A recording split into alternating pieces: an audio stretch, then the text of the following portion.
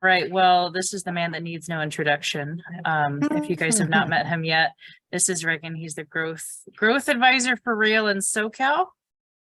California, California. All of California. Yeah, all of Okay. California.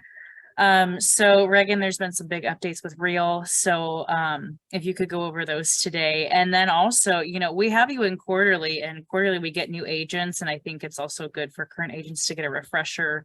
What is rev share? What are tiers? What is recruiting versus attracting? So Reagan's really here to give us the lowdown on all things Real, building your downline, the updates, all the important Real things that you need to know.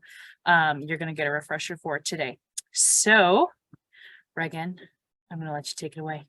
Awesome. Thank you so much. Team, it's good to be here today. We were hoping to do this in person as well as Zoom, but Siri and I decided that with the weather, it might be better to do this Zoom. So we're going to have fun all the same. So today, I do want to go over the changes to the fee structures that we announced last week with the company to make sure everyone understands what that's about, as well as we can talk about attraction, we can talk about rev share, and we can talk about anything real that you guys may have a question. I really want you guys to participate and jump out and, talk to me. So let's just jump right in. Let me see if I can, with my shift of things here. Let me see if I can get to the screen. Siri or Ashley, would it be, could y'all toss up that slide deck? Siri, Yeah, I'm Ash, sorry. I'm realizing that when I moved, I left my iPad. So which slide deck? Ash, I'll send it to you right now in Slack. So hold on 1 second. It is coming over. All right, Siri, I don't know if it's just me or you were cutting out on me. I don't know. Can you hear me okay? Oh, there you are. There you are. Okay. You had robot voice. Oh. Okay. So I did not hear what you said. Oh, I'm sending it over to Ashley right now and she'll pop it up. Okay. Okay. Ash, I just locked it to you.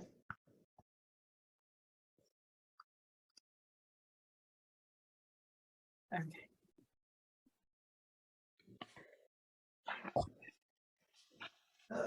There we go. Awesome. Thank you, Siri and Ashley. Yeah. Okay. So guys, this is a slide deck that has the explanation of what we're going to go over today. If you don't have this, let's get this out to everyone. It's a good study point until you learn it and understand it. And, this will be important to understand as we talk about attraction, because the numbers have changed from what we typically have said. So first of all, the reason we did this, the reason the company did this is because we needed to make a change. When they did the original fee structure, it was based on 1,000 agents. I mean, we were very small. And now that we've grown to over 8,000 and growing, there was a need for a change. So this is hopefully going to be keep us at a at a place where we can stay for a minute. So you're not going to see repeated change. So anyway. One of the things I know on the leadership side, we were asking, how often has this happened? And my understanding from the information that I received was that it really hasn't. So this is like, unless you know differently, Reagan, but that was the answers that I received. So that is correct. Right. So how long has Real been around now? Is it 8 years? So here's the thing. We've been around 8 years, but we've only been around the last 3 years in the model that we know today. So that's important to know. And to your point, Sarah, we have not made a change. I mean, this is the first significant change that we've made as a growing company. And the change is important because it creates sustainability and profitability for the company. And why that is important for you as an agent is that profitability is what drives stock value. Stock value is what creates growth. And so as shareholders, as owners of this company, we have a vested interest in keeping things profitable and keeping things growing. Because let's be honest, if you got a bunch of shares of a company that isn't growing, you got a bunch of nothing. So, the idea is that we keep things in a forward growing motion. And this is going to do this. I mean, as I was talking to Sheila Dunnigan this morning, who's our executive vice president of broker operations, and we're seeing an uptick in the stock value even since we announced this, because it creates the sustainability of the company, and it makes sense to investors. It makes sense to people that want to invest in the company. So that's why this is important. I don't want us to just look at this like, hey, they just raised the fee. Hey, they're looking to make more money. This is all part of the sustainability and the profitability of the company. And to a serious point, to look back, long-winded, this has not happened before. So as a growing company, it just needed to take place. Now, Tamir has told us and promised that they're not expecting any other change in the foreseeable future as we grow. Now, could that change and tweak as we get to, 20,000, 30,000, 50,000 agents? Possibly. But for now, I think this is going to be our new baseline as we move forward and grow as a company. So any questions so far before we jump into the fee changes? Okay, so the BOP fee, it's just a little acronym for the professional liability insurance, E&O insurance piece. This $30 fee, which is new, that will be assessed at every transaction closing, it actually covers the E&O and some processing fees and some, wire transfer and all that kind of stuff. So it is a fee. It is a new fee, but it is a fee that's necessary, in order for the sustainability. Not a big fee, but it's still there. Okay. Any questions on that? So how are they? Okay, so right now on our advertising, which Liv, I see you on here. I want to also encourage you guys, cameras on, please, because we don't show up to meetings without cameras on. Liv, for our marketing on our page, we're going to have to update this stuff. And one of the things that we have on there is no E&O. So are we saying no E&O? Are we adding this fee, BEOP? You know what I mean? So this is where it gets a little confusing, and I want to get some clarity here. It doesn't show it on this slide, but when we look at, let me just jump ahead. Oh, I'm trying to change the slide. Hey, Ashley, can you jump me to the next slide, please? Awesome. Okay, guys, do you see the annual brokerage fee? And it says $750. That's normally been $500. In the past, that would have covered the E&O, and it still does. What's confusing is, and this is how I best understand it, and this is how I'm hoping that we get some clarity on this piece right here. And I think we could start by, Siri, changing it on your website, like how you explain this. I like to look at that BOP fee as a processing, wiring kind of fee. And that the E&O still, for the majority of it, sits in the broker fee of the $750. And that $750 has raised from $500, but our cost of insurance has gone up. As we got more agents, the cost of the E&O went up. And I will tell you, if you've ever priced out E&O, and Siri, you can speak to this, because as a business owner and as a team owner, E&O is expensive. And so for you to pay a $750, which is inclusive of E&O and other, $1 million umbrella and some other pieces, it's actually not a bad deal, individually as an agent. So that's just something to keep in mind. So Siri, does that give you some clarity? So we can still say there's no E&O fee because it's not labeled as that. But this is how I've been presenting it. When we had 500, now it's 750. I would say, but if you ask me, I take the 500, which is now 750, and I break that down monthly, and it was like 43 a month before. And I kind of say that that's the E&O, but we still advertise it as no E&O fee. So that sounds like the trend is still there for that. It is. So nothing has really changed. So in that respect, and that's why I'm hoping we tweak up the collateral here a little bit. in that nothing really has changed. The E&O lives and is covered in that 750. So it's just gone up. And okay. So and how about- basically now it's about 70 or not 70, it's about 62, $63 a month if you were to now break it down. if you were to break it conversation. down. And exactly. And we break that up now into 3 payments.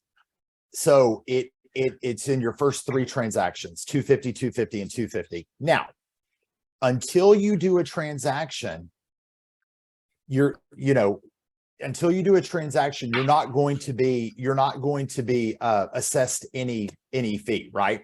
So that's what's important to know. So until you're doing production, you're not going to incur any of the annual brokerage fee. So we try to make that easier on your pocketbook there as well. Any questions around that? Okay. Okay. So Ashley, can we jump back to the first screen for me? There you go. Thank you. Okay. So just so we keep it, so we've got the BOT fee, which, for me is really a processing fee, wire transfer fee, because we have to pay all that money, when we transfer money and whatnot, that's what that is covered. So I like to think of that as a processing fee, and then the E&O and all the liability pieces fall into the broker. Okay. So around rev share, if you choose the question. Yep. Hey Reagan, this is Steve at the brand. So if we're not getting direct deposits of our commission checks, what wiring fee are we paying? That one came up. That's a great question. I mean, this is, and I want to preface this is best as it's being explained to me at this time, is that is covering fees. I mean, at the end of the day, I think what the company's looking at is is trying to build sustainability, so that the company's not running on, flatline. They do want to make some money, and I think that's where that is in the fee structure. I know that probably didn't actually answer your question, but so regardless, if California has been a little bit of a struggle with that, so they're thinking broad, all states, but I think we're all aware that California has been difficult with direct deposits. Yeah. So either way, no matter what, it's bottom line, we're being charged regardless. It's just part of the 750 added. Yep. Rich, you're correct. That's correct. But then Yeah, where does that bring $30? Yeah, 30. So it's 780? 780. California 780. 750, then it's $30 a transaction afterwards. Yeah, you're always, the 750 is a one-time fee per year. The 30 is going to occur at every transaction. Oh, every regardless. transaction. Yes. So your first 3 transactions for your calendar year. So when you joined, right? It resets every year. So a lot of us joined in March.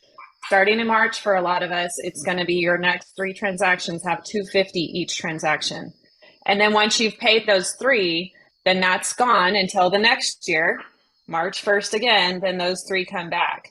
However, the $30, that's per transaction. That doesn't stop, correct, Reagan? That is per transaction. That is per transaction, correct, Siri. So that continues on. I mean, whether you do, even after elite status, that falls, the $30 is going to apply. Mm-hmm. No, just $30 every transaction period. Correct. Plus, now once you cap, then, and we'll go over this, there is a transaction fee that's in addition to this. That's always been there. Yeah, it's just increased a little bit. Yeah, it has increased a little bit. So guys, at the end of the day, this $30 BOP is new. And, it's new. There's no way around that. It is new, and it is just an additional cost of doing business. Okay. Are we good there? I think so. Okay. Ashley, can we jump on that next? Oh, no. Let's stay right here. Sorry. We hadn't done the rev share. So guys, you see the rev share. There's going to be an annual 175 rev share program participation fee, and that will be deducted from your first rev share payments per year. So Think about this. If you're not participating in rev share, you will not incur this fee. But this fee will, if you're getting rev share, the first rev share that you get of that year, they're going to take out the 175. That is a new fee as well. And then at what point do we start getting rev share? What do you mean, Rich? So let's say we have clients, and then after what deals, I mean, we have agents under us, but after like how many deals do we have to do in order for us to start receiving that? I got you. Yeah. Here's the thing. As you join Real, you're going to be given a 6-month grace period at considered active. So you're going to be considered a producing agent even during that 6 month, even if you don't produce. So you could receive rev share and you could give rev share to people in your downline or your upline. So you're considered active. Now, if you don't do a transaction within that first 6 months, you will be considered inactive in the rev share tree. Therefore, you will not be creating obviously any revenue for your upline, and you won't be eligible to receive rev share until you are considered active. So Okay. for example, if Rich is licensed, he comes in, he brings in Sam, and Sam does some transactions, but Rich, you haven't after that first 6 months, then you don't get paid on Sam's until you have a transaction. Is it just one transaction, or is it 2 or 3 or 4? Or?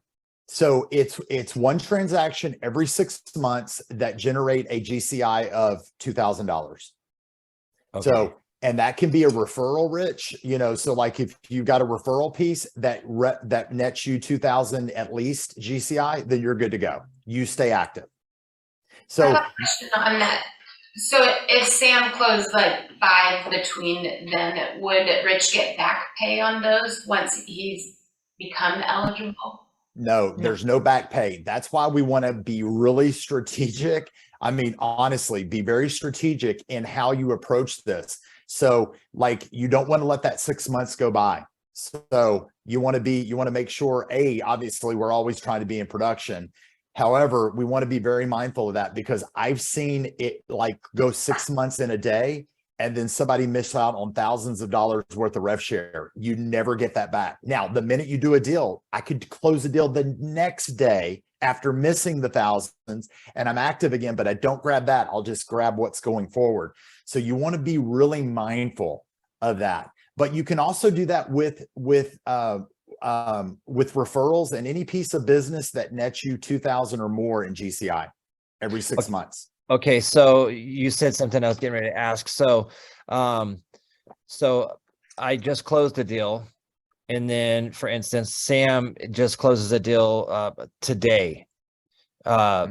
So then I would be getting a rev share off of that. Correct. If that kept you active, and Sam's deal closed, then yeah, you would be getting rev share on that. As long as at the time that Sam closed his deal, you were considered active, you'll be good to go. If it flip flops, Rich, then no.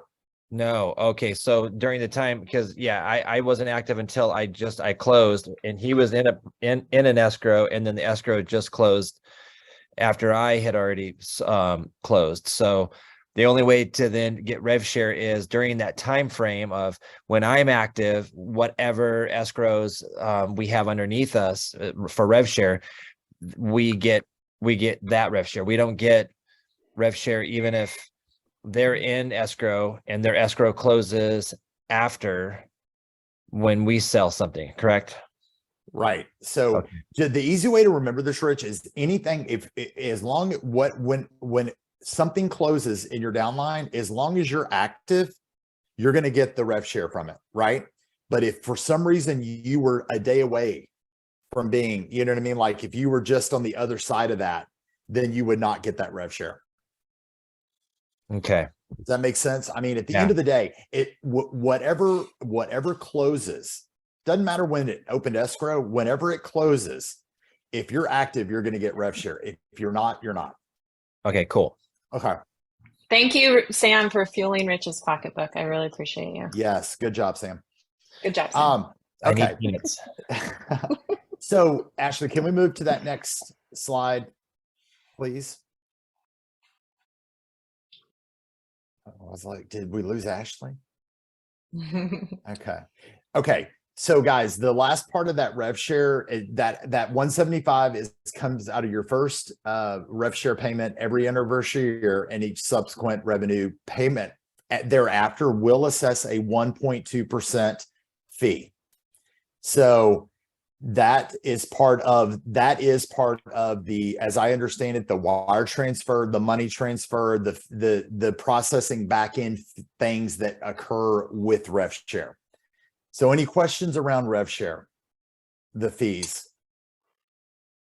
So that fee, the 1.2, comes out when that payment goes, which is monthly. So you get Correct. paid that on the 15th of every month. It will be whatever that amount is. So right here, if they said if you made $100 in rev share that month on the 15th, you would get $98.80. So That's it correct. comes out every month. That's it. So whether your rev share is 100, 1,000, 10,000, it's going to be 1.2% processing fee for that. Okay. So the post cap and elite agent, the post capping transaction fee will be assessed at $285. So guys, if you'll recall, that was the transaction fee that was previously $225. So that the upside to that fee being higher is it can get you to elite status quicker. So instead of it being 27 units, it's 21. So I have a question with that. Mm-hmm. And I posted it on the break room, and I've talked to Siri multiple times about it. But just as an example, Reagan, so I was the top agent on our team last year with 33 units sold, 24.6 sales volume, and I'm not even close to hitting elite. So is there any talks within Rio about trying to figure out some different structure with people that are on teams? Because while I understand that, Siri gets proportional splits on our correct. Mm-hmm. But sales volume has nothing to do with that. GCI really has nothing to do with that, other than the fees that are proportional getting paid out and the 10 million. So the sales volume shouldn't affect that $10 million deal thing. Getting 10 deals over 1 million, I don't feel that should be, affected by the team lead getting, say I have a $1 million deal and it's getting split 50-50. Mm-hmm. Why would the sales volume affect that? That doesn't, you guys are getting nothing off the total sales volume. It would be GCI and the post cap fees, correct? Right. Yeah. So, and I don't know of any plans to, and I can certainly bring this to leadership and see what we can, if we can just start having the conversation. But I think what the confusion here, if I'm hearing this correct, is that when we split whatever the split is to Siri and to you, that Correct. starts diluting your ability to get to that elite status. So even on the $10 million deals in the GCI of 500,000, it starts diluting down because of the split. Which I understand the post in the GCI, but I mean, if I'm still going to hit I guess I'm more concerned with, the GCI, because if I close 33 deals and I'm only like 50% to hit, that means that somebody on our team would have to close relatively 66 units to hit elite. That is correct, because in California, that's like almost impossible. Yeah. Not that it's impossible, but it's no, it makes it way more challenging. Yeah, I wish I had the answer to that. I don't. But I don't know of any talks of this. But I think it's a legitimate concern, especially as we look at bigger teams like you guys. And how do we make that where it's more feasible for the team members? Now, let me ask you this. Yeah. For elite, are you a 12,000 K cap? Oh yeah, I capped in 2 months. Okay, good. Yeah. So that overcomes one hurdle, because as a half capper or even a fourth capper, you're not eligible for elite, which that's not what we're talking about here. Yeah. So okay. Yeah.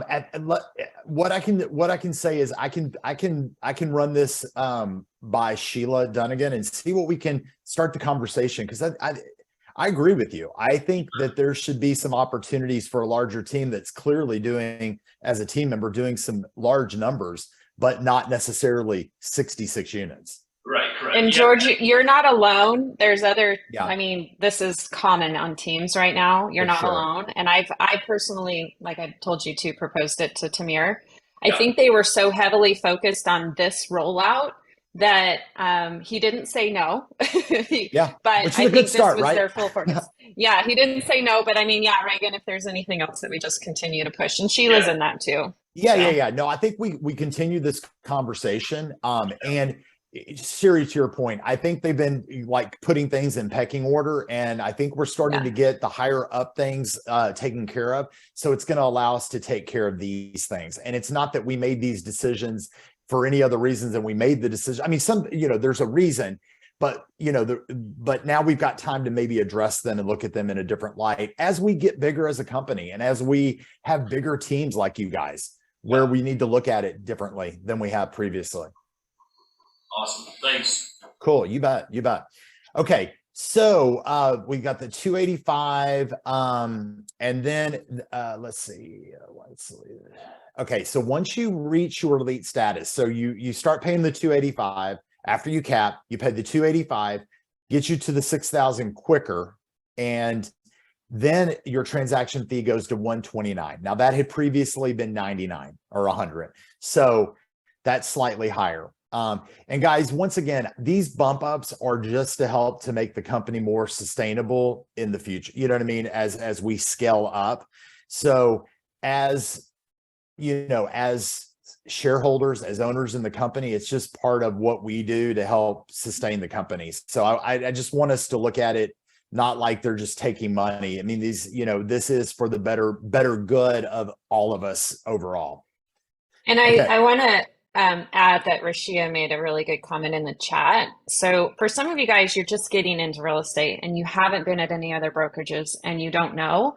And congratulations for coming into Real, because right, I've been at this for a long time and I've seen a lot of fees. I mean, I've ran my own Indy as well, and even the E&O, like you brought up, Reagan, was like $30,000 a year that I was paying there. Yep. It's very expensive to run a brokerage, but with the cloud model and very, I think you guys all work at, or not you guys, but like Real works out of like a WeWorks in New York, right? And they have, they really try to keep their staff compact and strong and small and mighty.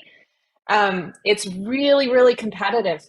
So competitive out there. I mean, one of the best that I know, unless you're just paying this individual brokerage, $500 a transaction or something like that, you're not going to get a lot. And so the other thing, and she brought this up in here, is they're taking these out in individual, per transaction. For some of these, you get these taken out per transaction as opposed to just paying something in full every year. So they're really trying to be mindful of meeting you where you're at with all of this stuff. It's not something that I see very often. So I know these fees all add up, but they're really, really small compared to most that's out there, a large majority. Yeah, no, sir, that's a great point. And we are looking to make it more palatable and more edible to the agent, and doing it in incremental, pieces as you do business, because we know it's a little less painful if you've got money coming in, because that tends to be the name of the game for newer agents. Is you get into real estate and everybody starts grabbing MLS, the board, everybody starts taking their piece, and you haven't actually made some money. So we try to make that more consumable for you. Okay. All right. So our annual brokerage fee, which we've talked about a little bit here, has gone from 500 to 700. And that's where the majority of the E&O, the umbrella policies, all your things that protect you live. And guys, if you don't understand E&O and you don't understand umbrellas, these protect you from all things bad, most things bad, as long as they're not intentional within your transaction. So you don't realize you need this until you need this. And so it's an important piece, if not one of the most important pieces of the business end of the real estate, side of it. And Siri, you could probably speak to that and how important, and to what you said, expensive it is and what it does for you. Yeah. If you want me to speak on it, I No, can. I mean, I've had one transaction in my career where it went sideways, and It was basically between the seller and the buyer. But what they typically do is they loop everybody into it.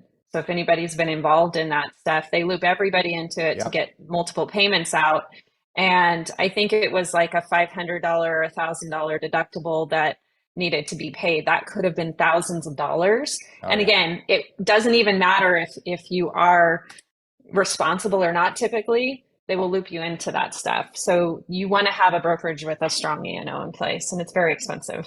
Absolutely. Absolutely. And you're right, Siri. They pull in everybody that they can possibly do it. Both agents, brokers, whatever that looks like. Escrow, Broker, title, record. everybody. Yes, Yeah. everyone. And everyone needs to have insurance. And that's why they do it, because then they can tap into everyone's policy, which is great for them. So any questions around the E&O, the brokerage fee? I know we've kind of talked on that already, but anything come up for anyone? Okay. So the next fee is the joining fee. That had previously been $149. It is now $249. There is a significant cost in getting an agent onboarded, getting an agent in the system, and what the staffing that takes. Now, to what Siri said earlier, we run a lean, mean corporate machine here. I mean, we don't have thousands of employees just sitting up on Fifth Avenue in New York, in a posh office. We work in a very small space. They keep it very tight. Most of our employees are doing triple duty. And that's by design, but there still are costs. I will tell you, as growth leader, and you guys, I know some of you guys have done some attraction at a high level. The 149 seldom is an issue, and now it's 249. I think for what the company has to offer to an agent, I don't know that we're going to see a lot of pushback on that. I mean, someone will ask, someone will, take concern, but I think at the end of the day, it's for what we're looking to do. It's a fair and reasonable amount. So any questions on the joining fee?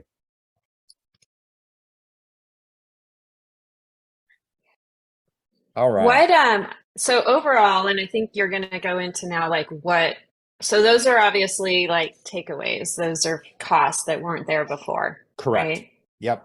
So as far as when these are implemented, is it immediately? Are there certain dates? How does that work? Okay. So if you've capped this, a lot of this will not affect you as an agent, in the sense of, if you've capped, obviously you've joined, so you're not going to pay an additional join fee. For those new agents starting February 1st, that's when the 249 will go into effect. So any agent that joins after February 1st, all of this will go into effect, right? Now, the good news is a new agent won't really know any of the old stuff, right? So there's that piece. If you are already capped, or you're in your flow of your physical year, this won't affect you until you renew your anniversary year renews. So for some of you, you won't even have to deal for this for 7, 8, 9 months. I mean, who knows, depending on where you are.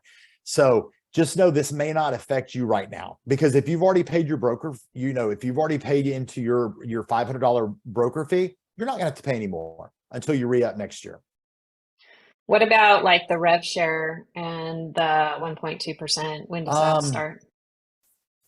I believe that starts April 1st. That's what I heard too. Okay. Yeah, that's April 1st. And thank you for bringing that up, Siri, because I'd kind of forgotten about that third date. Yeah. So the rev share. So April 1st, when you'll be assessed, I believe at the next, I guess it would be like April 15th when they do the rev share payment. Then you'll be assessed, if you're getting rev share that month, you'll be assessed the 175, and then of course the 1.2% processing fee.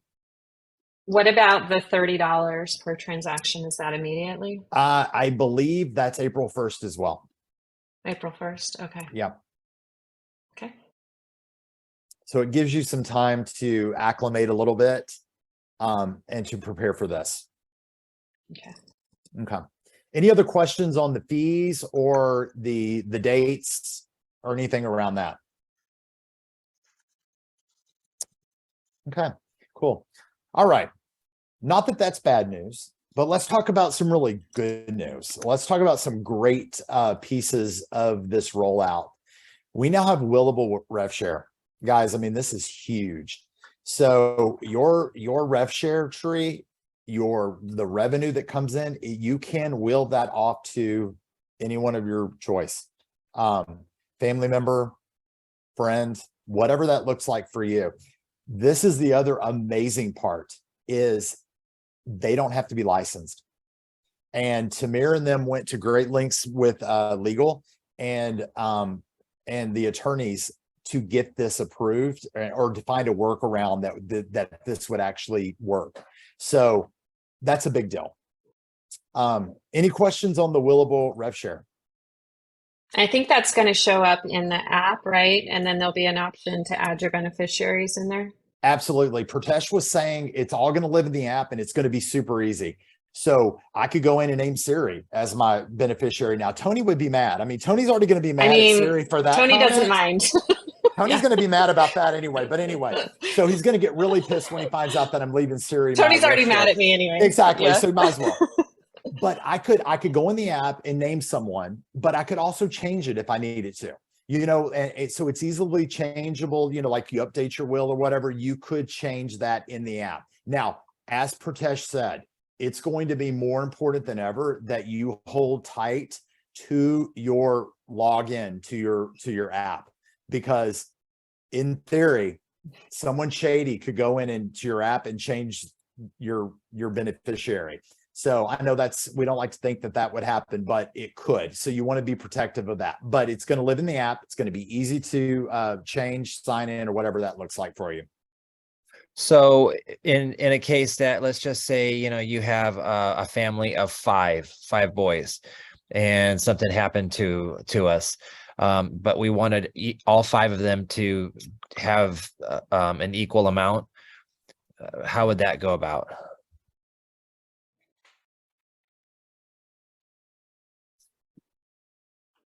I don't know. That's a good question, Rich. I'm not sure. Reagan, do you know about the answer on that one? If it's He's a multiple mannequin beneficiaries, right now. Oh, is he? Yeah, look at him. He's like posing. He's like, It looks like a black screen to me. oh, I just see him. He's all like looking like sexy. He's like, So can I ask a quick question? Sure.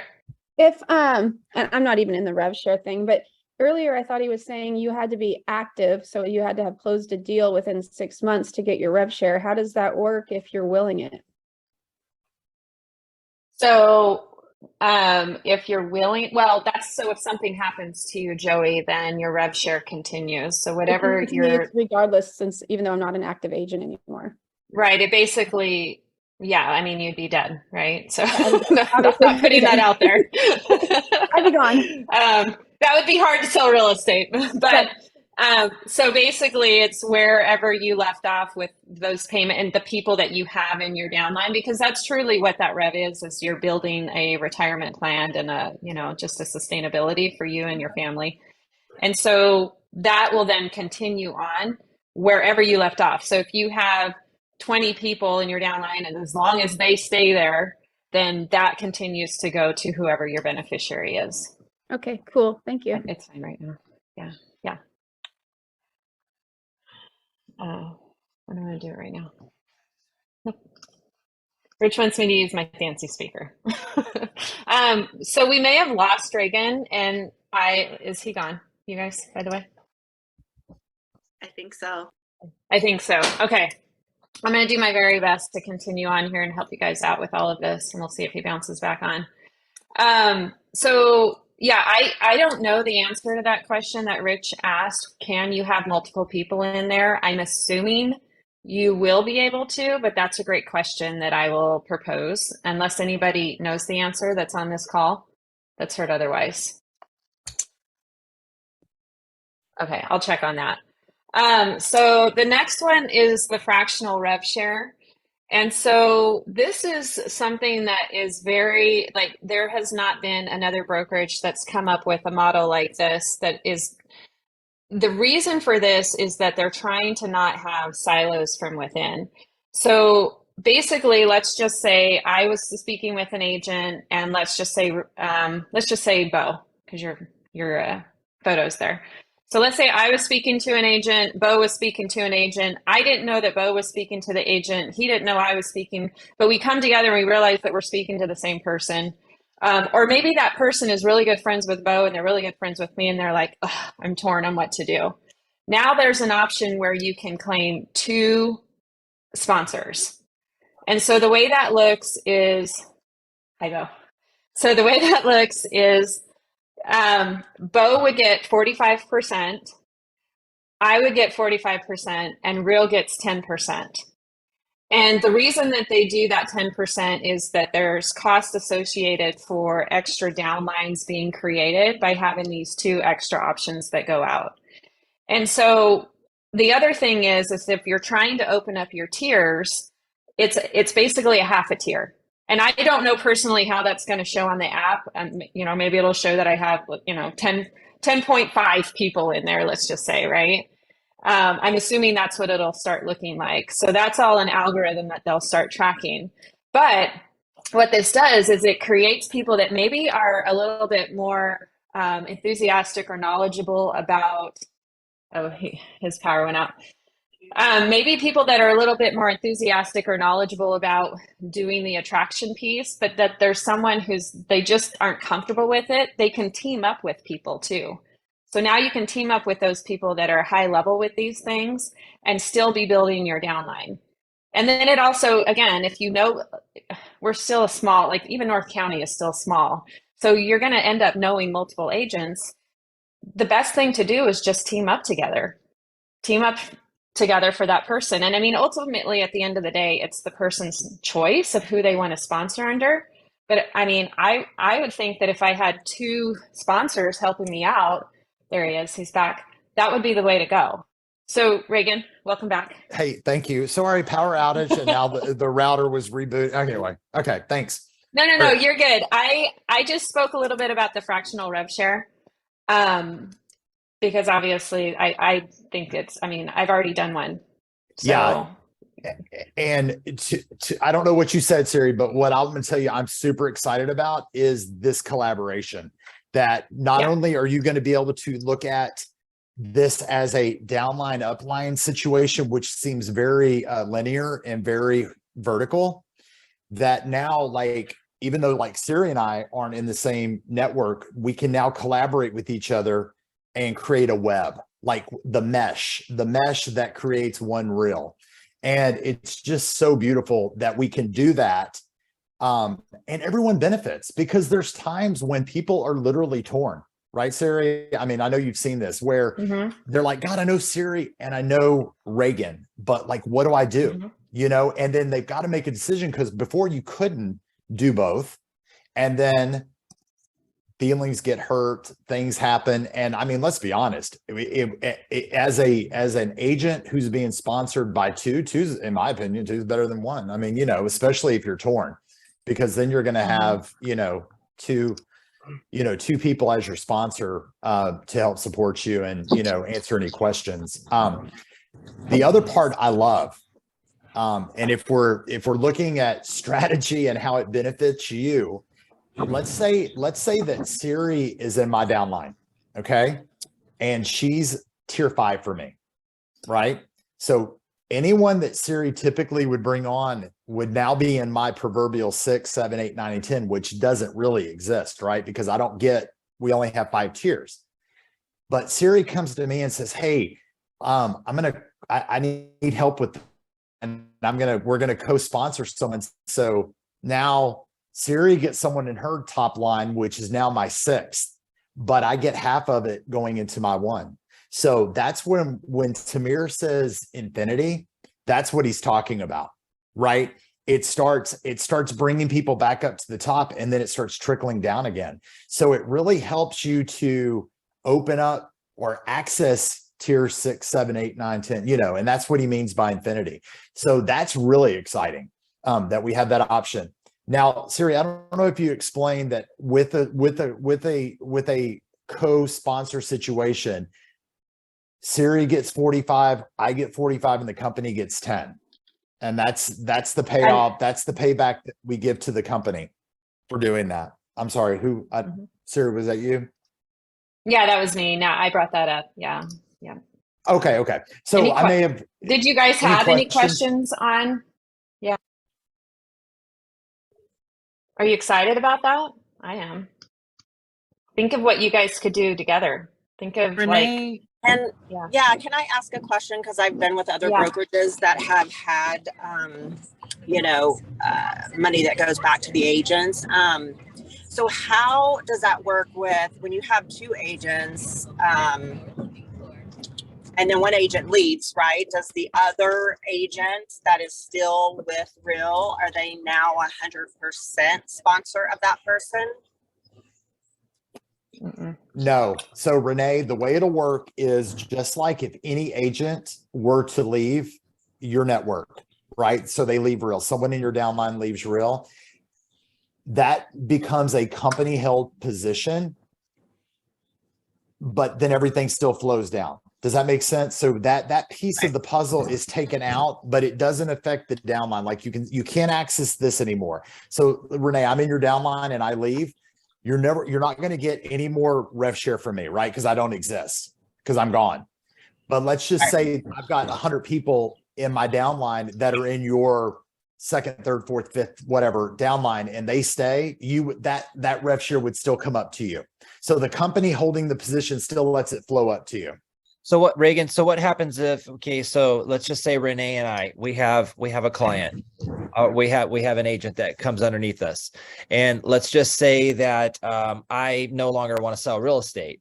So does that 45 that I have, does that now go upstairs to Renee? Does she now acquire that? Or does that 45 then go to Real? Now Real acquires, what is it, 60 or?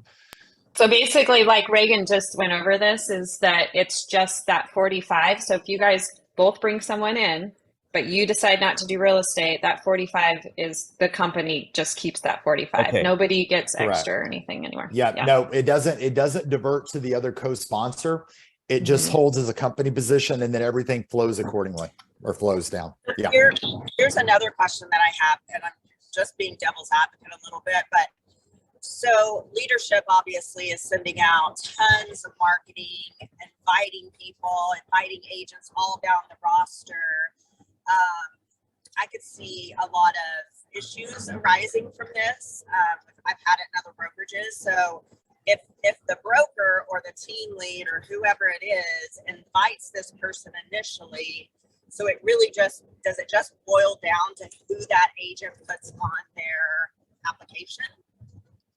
Ultimately, yeah. I mean, at the end of the day, obviously, it's an agent's decision. They have to. The agent has to have enough value. The agent that's coming in needs to feel enough value from the person that they're choosing to do that, right? And so they're ultimately going to make the choice on who they want. Collaboration is always best, but it really comes down. You can't force anybody. It's like you can't force a buyer to use a certain lender, right? You can't force an agent to say you're going over here. Yeah. Yeah. And Renee, that's a great question. And Siri's right. The company's stand on that is that it's up to the agent to name their sponsor. Perfect. Okay. What I do think is, let's just say, like for you, Renee, like I've seen you and like Tristan or you and Tracy or things like that, right? I've seen you guys starting to get together and you're planning little events or different things like that. Maybe there's someone that shows up that you both know or something like that, right? So now it's not like, well, who's going to go in and kind of fluff their feathers a little bit more with that person? It's like, let's do this together. Let's collaborate with this person together, but both knowing that at the end of the day, it's whoever that person decides. And that's just how it's going to work. True, How does because that work with the sign up link? When we have an agent refer someone, we send them the agent's real link for the application. How does that work for fractional? So Kayla, that the way that'll work is anybody in the world can send their send link. I mean, Siri could send someone I'm attracting her link, and if they put my name in the sponsor, that's all that matters. right? So as long as you have that conversation, so like you're co-brokering, say Siri and I are co-brokering someone, say Siri sends them the join link and that person puts both of us. There'll be a spot in the ICA now that has you know, sponsor one, sponsor two. And then as long as they put she and I both, it doesn't matter which link it is. Okay. Because at the end of the day, the ICA, what that they put in that blank holds more value than the link.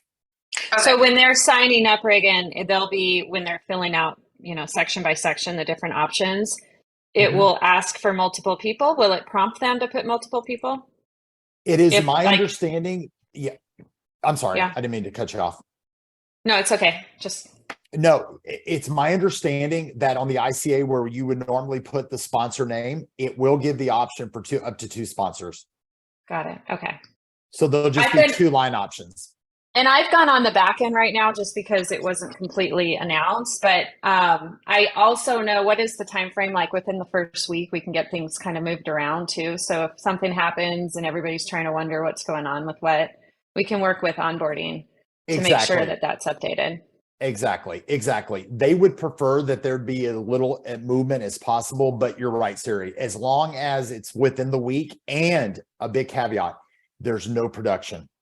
Because once something is, let's say someone joined on Monday and they closed something by chance, like on Wednesday, and on Friday we decided, oh, no, that it makes it exponentially more difficult to move people around once they've had production and they trigger the rev share piece. So there is that. But yeah. Any other questions on the fractional or rev share? At the end of the day, it's a great thing. I mean, I'm with Siri. I'm so excited because I think it gives opportunity. Here's a great example.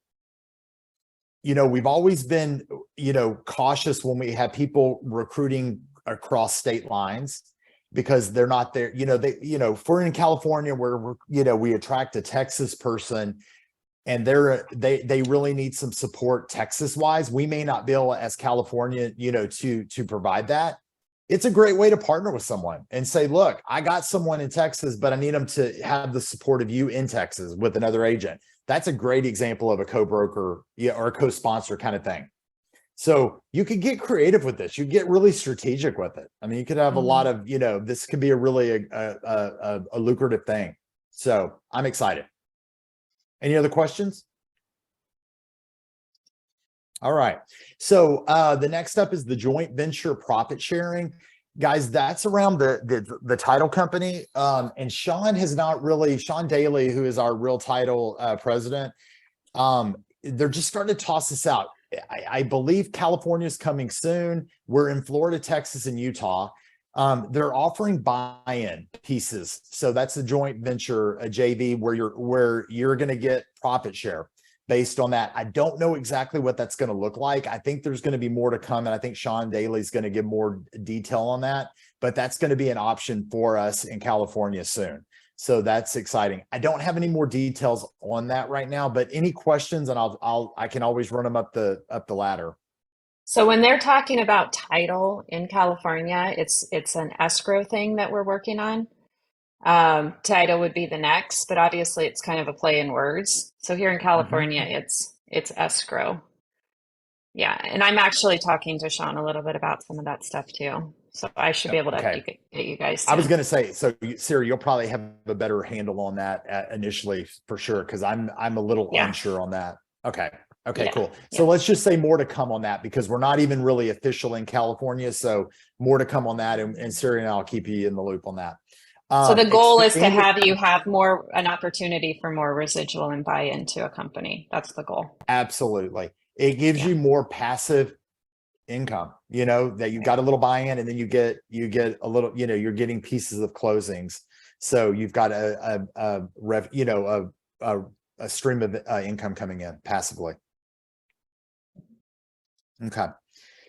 Expanded access to the real stock purchase program. So what that's going to look like is moving. Okay. So, like our 10 for 30. So once you cap, you can do 10% of your overall commission can purchase shares, and then the company bonuses you 30, but we have a capping piece on that up to 15,000. Once you cap in that, the company will no longer give you the 30%, but they'll allow you to continue to buy the stock at 10%. So you can use your at closings, you can buy up to 10% of the stock from your rev share. I mean, from your commission.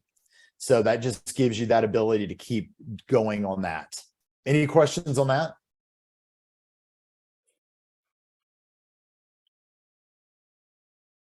Okay. So it's just a way of easily buying stock. I mean, you could do that on your own through your own platform. However, this just makes it easy with your closing, that, you know, it's coming out before you know, a lot of people look at it as a savings account. So that's coming out before you close and you never miss the money as much. So, okay.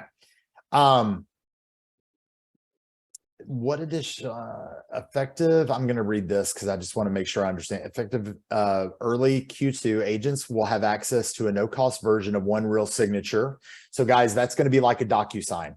So Pratesh is building that. That's going to be available as just a platform that is available to us at no cost. So Rachel, I think you're in the night watch. Have you heard anything, or can you ask if that's going to collaborate with zip forms? Yes, I will. Thank you. Face with them, but I haven't seen anything yet. Last he updated us was that it's in works, and they have to jump through a lot of hoops, state by state, to get it. Okay, so hold that. You know, just I'd like to know if that would integrate with like zip forms. Would be ideal. I think, Siri, I think the goal is that it will. Although it's my understanding that like even NAR is moving away from affiliations with Zip Farm. So but that's just something I've heard through the grapevine. So we'll see. I know Pratesh is very laser focused on things being communicative with each other. So we'll keep everyone in the loop on that. Work continues on the consumer app. They're hoping to have that launched by the end of June. And I'm really excited about that because I think the idea of a consumer app and it being so robust and being a resource for, you know, our consumers. My hope is that it has IDX so that they can look up a house, you know, they're driving down the road, they can, you know, grab something. So, you know, if you're familiar with like KW's got a really robust consumer app, that's what my hope is that it really benefits the client, and then it connects them to you, of course. Okay, the health benefits. Yeah. Oh, this is the health benefits. Yeah. So thank you, Siri. So they're working on a health benefit program. I don't know what this looks like. I don't know if I don't know when this is going to be launched. But I know it's something that they're actively working on. If they work it as a group, I know it's going to be really amazing. Now in California, we are blessed, I tell you, as agents, that we can, you know, go through the association and be considered a group. I mean, it's who Tony and I carry our insurance with. But a lot of states are not like that. And so this is really going to benefit the agents on a high level. So I'm excited for that. Any questions around any of those pieces? Reagan, I have to jump into another meeting, but I really appreciate you coming in, and it's really good to see you. Of course. Sorry for the tech difficulties. Rain and SoCal don't go together, apparently. All right. I'll see you later. I'll let you continue on. Thank you so much. All right, Siri. Thank you. Okay. All right.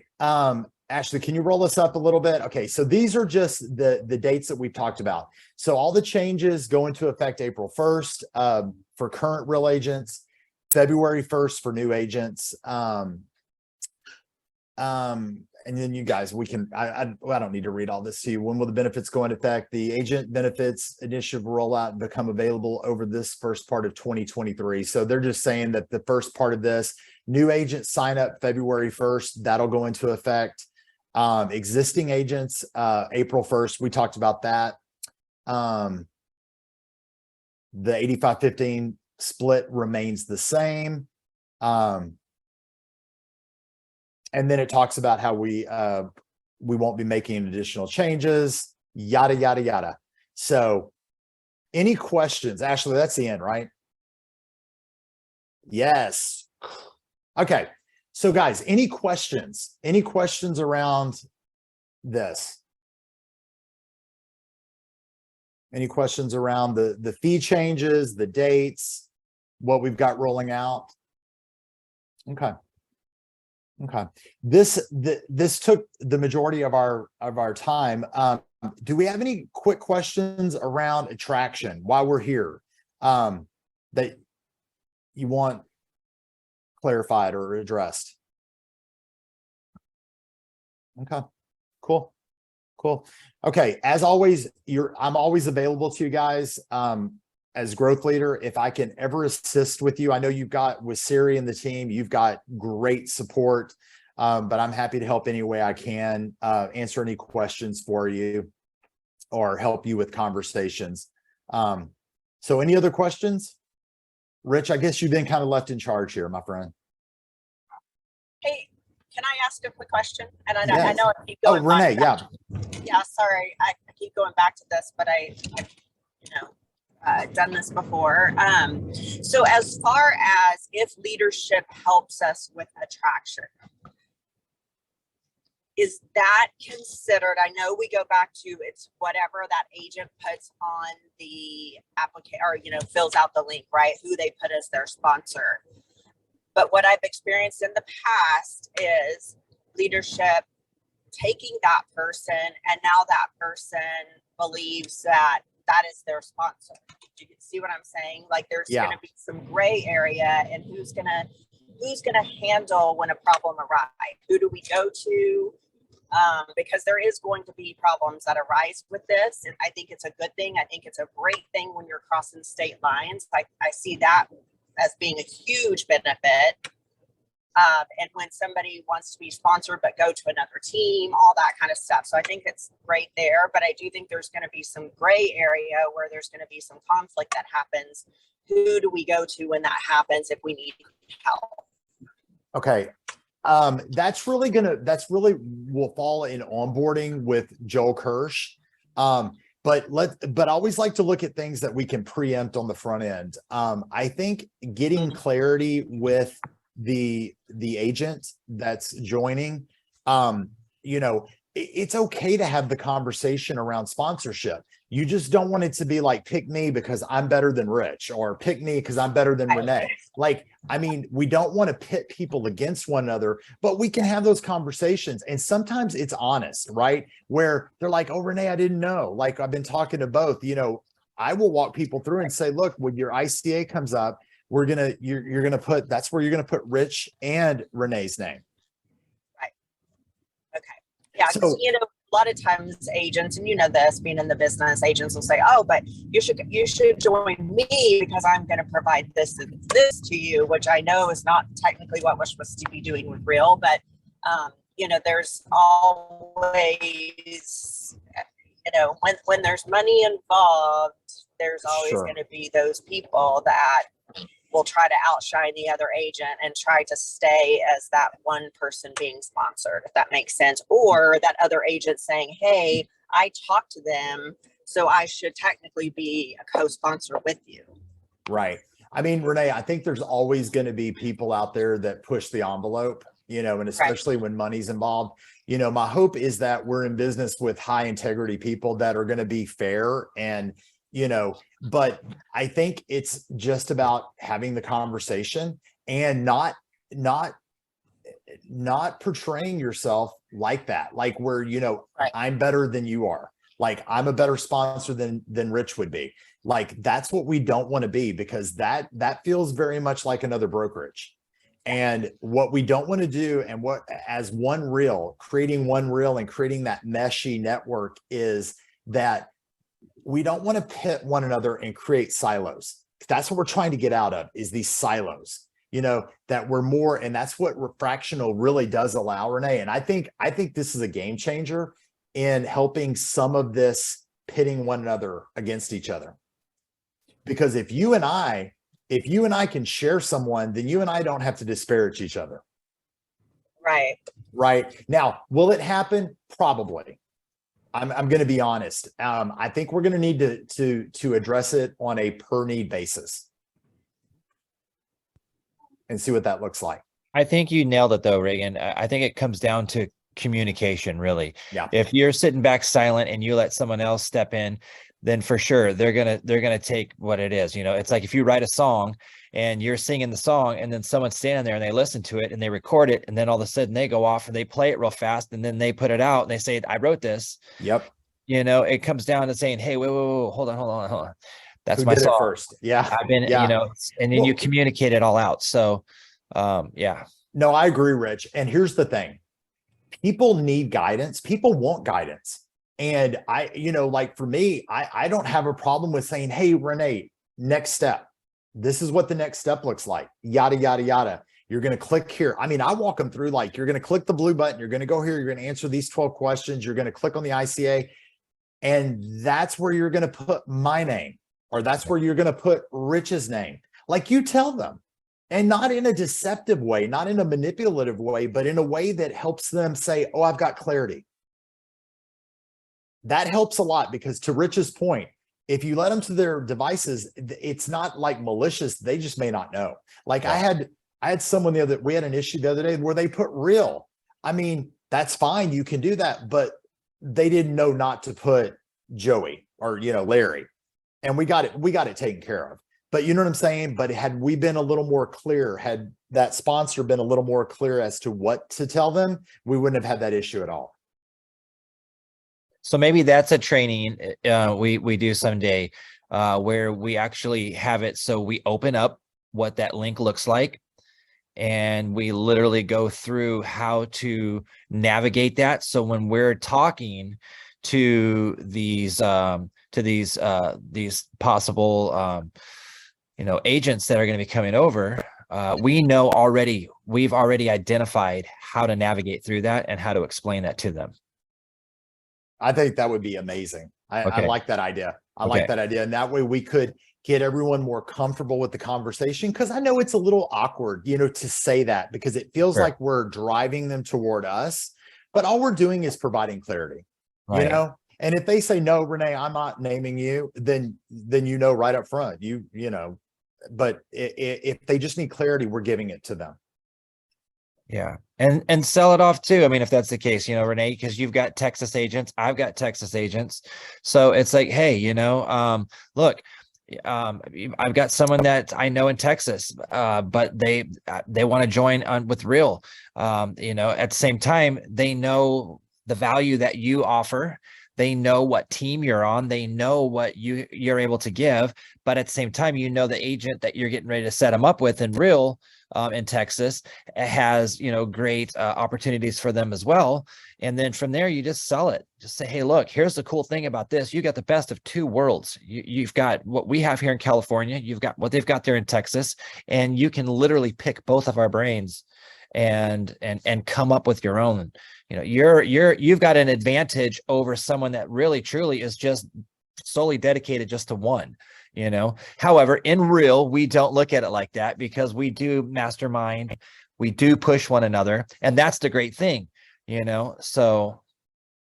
But, Rich, to that point, I think even though we want to project that collaborative community nationwide, there are people that really want, like, Renee, if you get a Texas agent, they're going to really want someone in Texas, or want someone in Dallas. And that's where you'll be able to say, great. But like to Rich's point, you get us here as a resource with the brand, and then you also get them in Texas. So it is truly the best of both worlds. This is why the fractional is so, so, so exciting, because there are people that you will never, they'll be like, Renee, I love you, but you're in California, and my mind tells me I've got to have someone in Texas. So now that problem has been solved. So. Yeah, I agree. Across the state lines, or even across the state and other cities, I think that's where it is just like hands down huge benefit. Yep. Because now you can team up with agents in other states. Hey, build a referral network for business, and also right? and You go that's referral and you get the agents. and that's essentially what you're doing. I mean, have the conversation as a referral partner, as a co-sponsor partner. Hey, you know, like Renee, I'd be reaching out to my Texas people and saying, hey, let's work together. Because a bunch of halves still add up. Newsflash, it's a good thing. For sure. Cool. Any other questions? I know we're over time, and I'm sorry for all the tech difficulties today. Ashley, thank you for all your help. All right. Thank you, Reagan. Any other questions? All right. We'll see you again soon, and hopefully I'll see you live next time. Yeah. So I think in 3 months from now is April, so it should be more sunny by then. absolutely. And I was talking to Siri, and I believe I'm going to be at the event on February right. 7th. Yeah. Talking kind of around this and doing some things. So that'll be fun. So I'll see all you guys at the event. Next month. Cool. Yeah. All right. All right. Thanks, Reagan. Yes. Bye, Yes. guys. All right. I love it. All right. We'll talk to y'all soon.